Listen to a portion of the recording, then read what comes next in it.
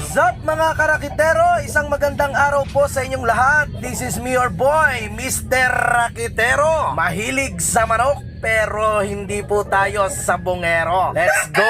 So ayan mga karakitero, for today's video, update lang tayo. Ito yung mga old school. So meron tayo ditong old school style mga karakitero. Kaway-kaway sa mga nakakaranas nito until now. Ito meron tayong elevated kubo mga karakitero na ginawa nating breeding parang breeding pen. Ayan, nilagyan lang natin ng steel matting yung kabilang gilid, tapos mga harang-harang sa kabilang gilid. Budget lang talaga. Ito yung diskarte natin mga karakitero para mas magamit natin yung maliit na area natin dito. So dito mga karakitero, kahit 5 inahin, kasyang-kasya po. Pero ngayon ang nakasalang dyan, itong Hatch Gray natin at saka ang ating Boston Roundhead na galing kay Kuya Joseph ng Quezon City. Ayun lang mga karakitero, quick update lang yan. Once again, this is me your boy, Mr. Rakitero. Lagi nagsasabi, okay lang mahirapan ka. Basta tama't legal ang ginagawa mo kasi lahat ng yan, bayad sa dulo. With that, peace out mga karakitero. Bye-bye!